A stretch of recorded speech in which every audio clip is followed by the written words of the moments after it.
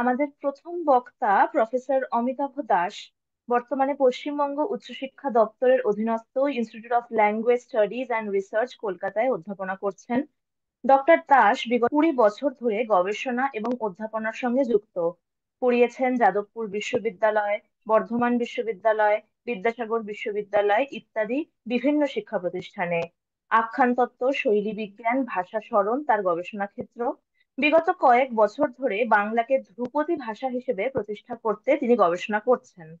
আখ্যান তত্ত্ব, শ্রীকান্ত শিল্প ও জীবন, কবিতা ও ভোগ প্রভৃতি গ্রন্থ তিনি রচনা করেছেন। ভারত এবং বাংলাদেশের বিভিন্ন পত্রিকায় তার গবেষণা নিবন্ধ প্রকাশিত হয়েছে। স্যারের কাছে 15-20 মিনিটের মধ্যে তার বক্তব্যকে পেশ করার অনুরোধ রইল, সেক্ষেত্রে তারপর আমরা শ্রোতাদের কাছ থেকে কিছু প্রশ্ন নিতে পারবো।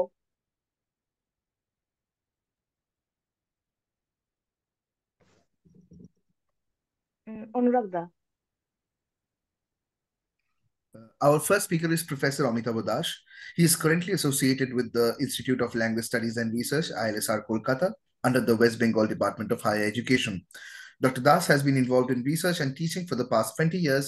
He has taught at Jadavpur University, Bardhaman University, Vidyasagar University, and other academic institutions. Narratology, stylistics, linguistics are his research areas. For the past few years, he has been researching to establish Bengali as a classical language. His authors' books such as Akhan Totto, Srikanto Shilpo Jivon, Kobita Pathak, etc. His research articles have been published in various journals in India and Bangladesh. Over to you, Professor Das. ধন্যবাদ অনুরাগ। আমরা এই 2023-এ নিছক একটি calendar ঘটিত দুর্ঘটনায় ময়মনসিংহ গীতিকার মুদ্রণের 100 বছর স্মরণ করছি, এরকম নয়। কারণ ময়মনসিংহ গীতিকা 1923-এ যখন কলকাতা বিশ্ববিদ্যালয় থেকে বাংলা এবং ইংরেজিতে প্রকাশিত হচ্ছে, তার আগে একটা থ্যাংক ইউ তার আগে একটা আমাদের ভাবাবেগের ইতিহাসে গেঁথে নেওয়া যাবে এমন কিছু কার্যকারণের সমাপতন ঘটেছে। যেমন স্বয়ং দীনেশচন্দ্র সেন, যার 1904-এ প্রকাশিত হচ্ছে রামায়ণী কথা, ভূমিকা লিখছেন রবীন্দ্রনাথ। সেই রবীন্দ্রনাথের সঙ্গে পরিচয় করিয়ে দিচ্ছেন দক্ষিণারঞ্জন মিত্র মজুমদারের। এবং 1907 সালে ঠাকুরমার ঝুলি প্রকাশিত হচ্ছে যখন, তখন সেই ঠাকুরমার ঝুলির ভূমিকা লিখছেন রবীন্দ্রনাথ।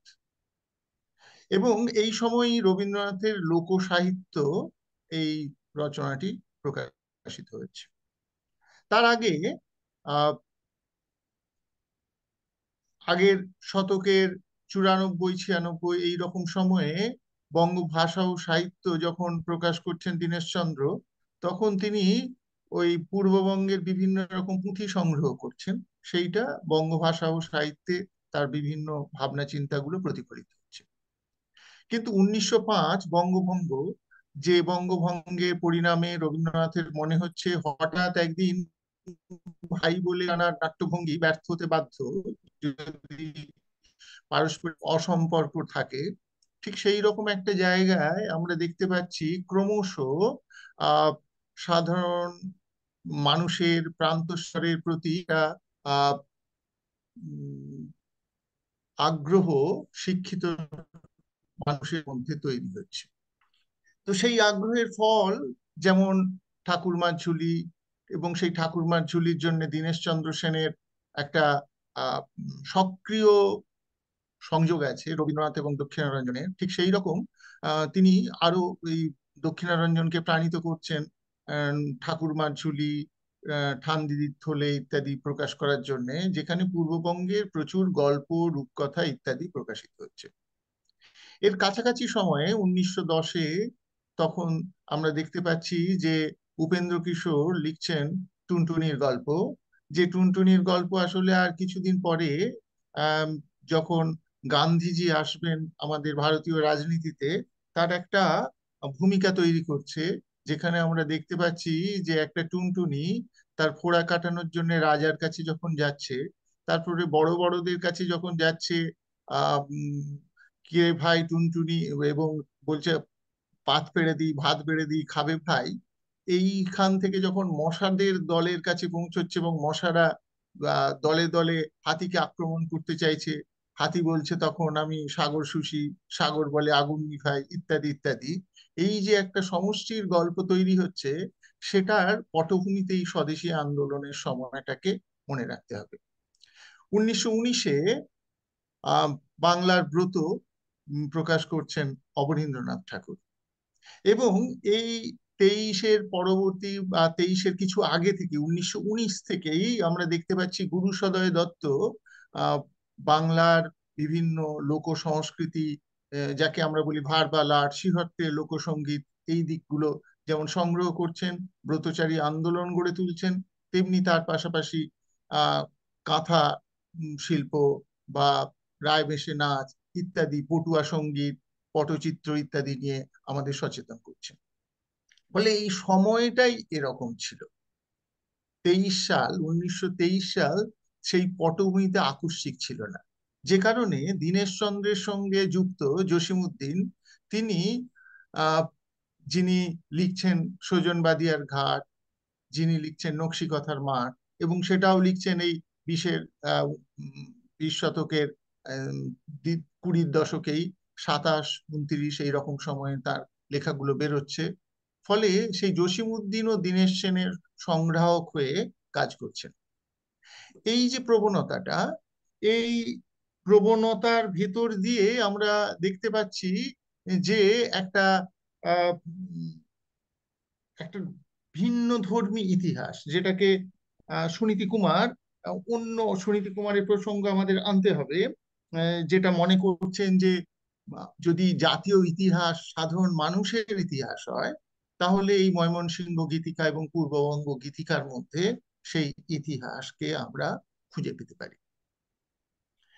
তো এই যে ময়মনসিংহ গীতিকা এবং পূর্ববঙ্গ গীতিকাগুলো সংগৃহীত হয়েছে, এই সংগ্রহের ভেতর দিয়ে পশ্চিমবঙ্গের মানুষ এবং এক অর্থে বৃহৎ বঙ্গ, যে গোয়ালিয়র উথলেখ থেকে যে যে কথাটি গ্রহণ করেছিলেন স্বয়ং দীনেশ সেন তার বইয়ের ক্ষেত্রে, সেই বৃহৎ বঙ্গের একটা স্পষ্ট ছবি যেন ফুটে উঠছে, যেখানে এই যে মেইন স্ট্রিম লিটারেচার আমরা যাকে বলি, যেখানে অনায়াসে দেখতে পাই যে একটা ধর্মীয়করণ, পৌরাণিক একটা প্রবণতা, সেটা কোনো ব্যাধের কাহিনী হোক আর কোনো সদাগরের কাহিনী হোক।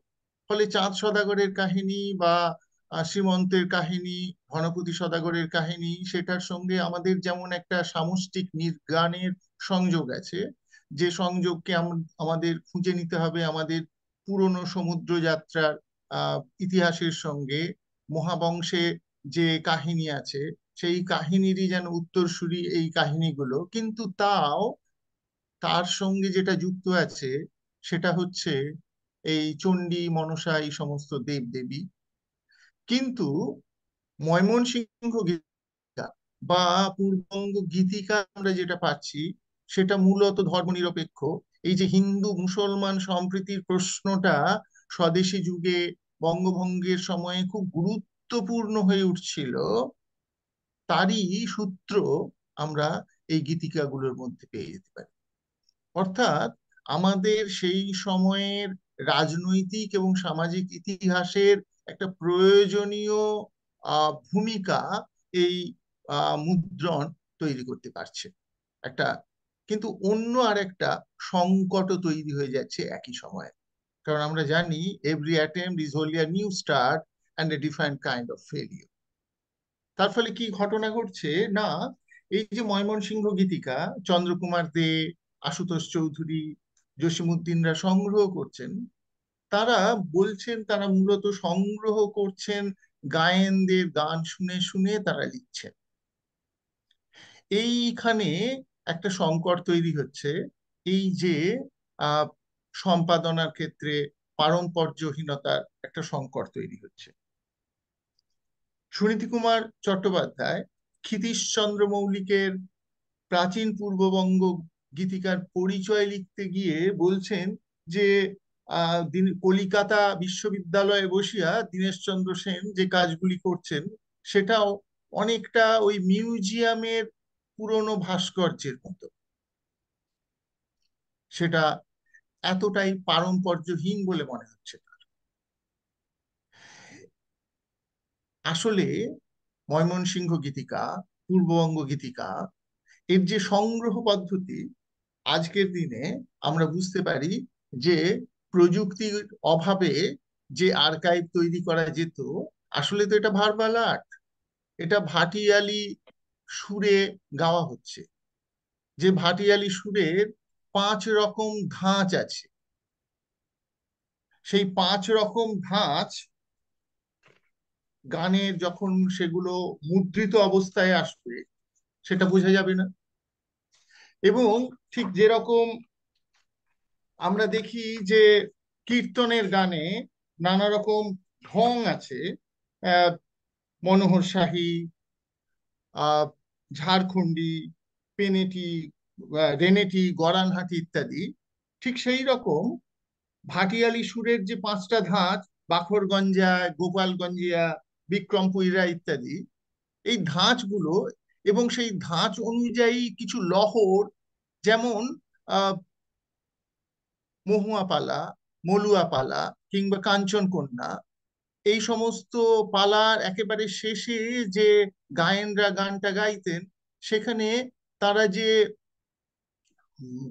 ছাঁচ, যে ছাঁচ ভাটিয়ালি সুরের, সেখানে যে লহরটা ব্যবহার করতেন সেটাকে বলা হয় বিচ্ছেদ।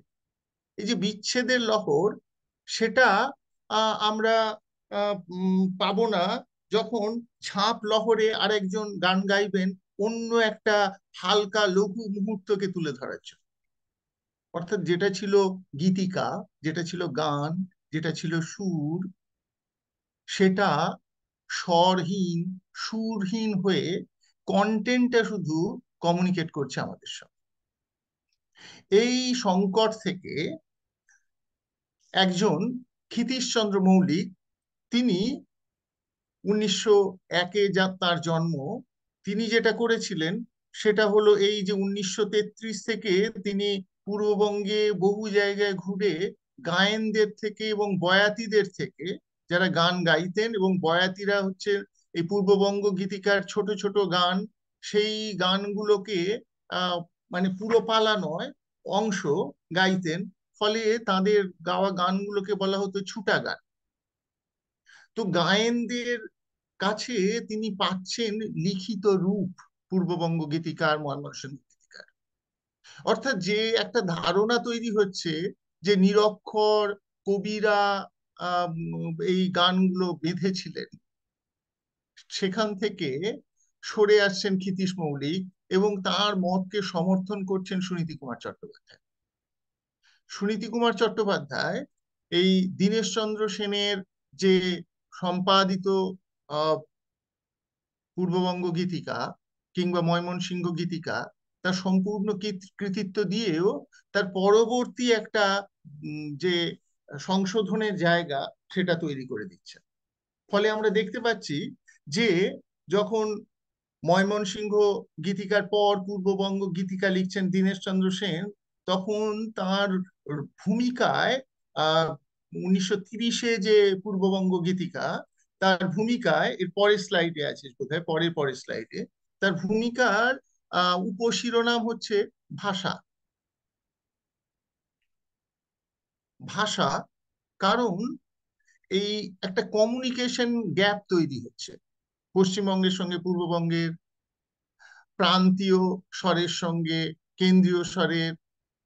ফলে দেখা যাচ্ছে যে কতকগুলো, যেমন বউগড়ায় একটা অনুষ্ঠান, সেটাকে দীনেশচন্দ্র সেন যেভাবে ব্যাখ্যা করছেন, আর ময়মনসিংহ গীতিকার যারা পরিচিত, যারা ময়মনসিংহের মানুষ, তারা অন্যভাবে করছেন।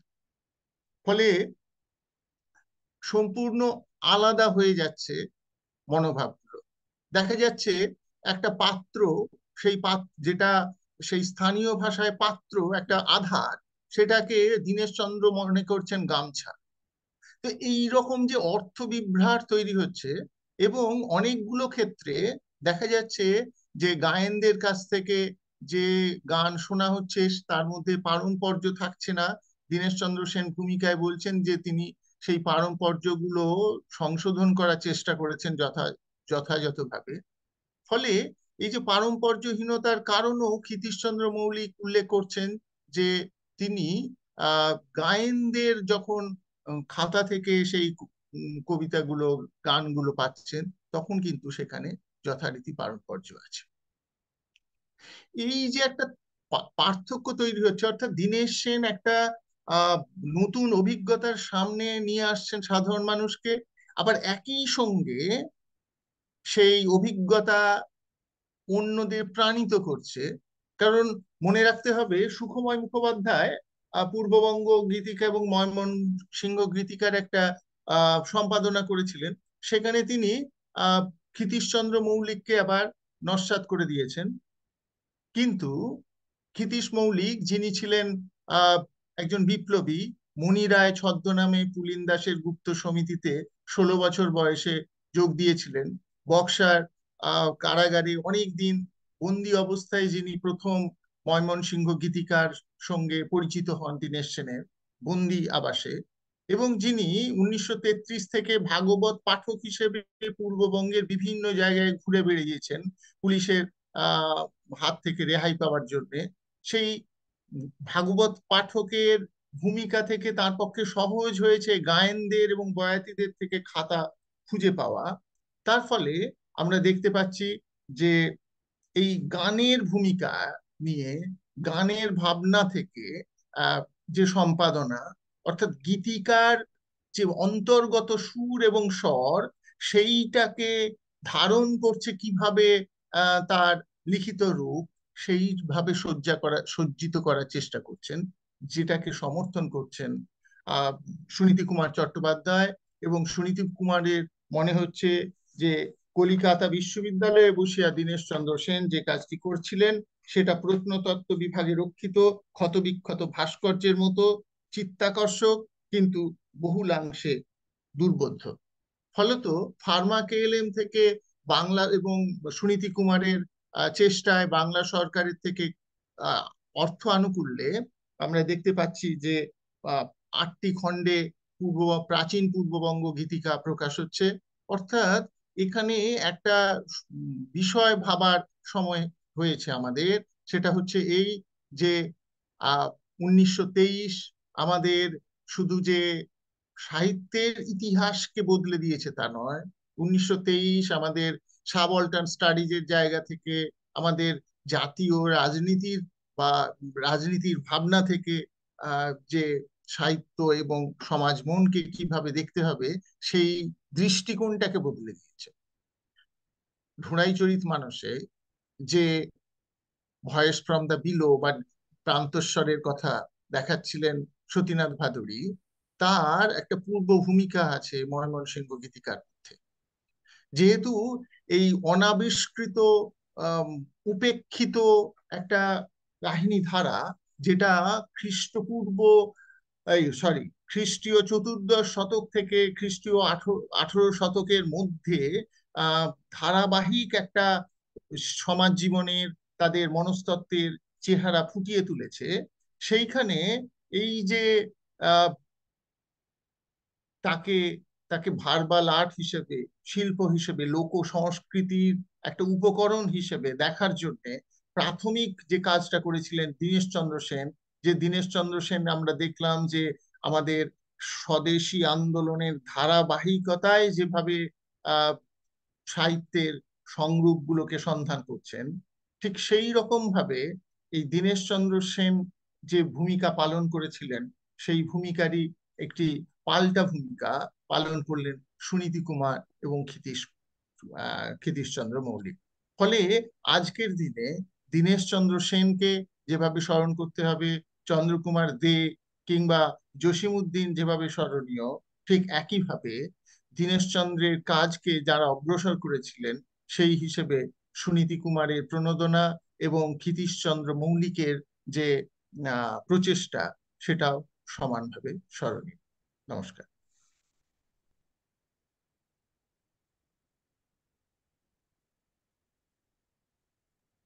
অনেক ধন্যবাদ ডক্টর অমিতাভ দাসকে।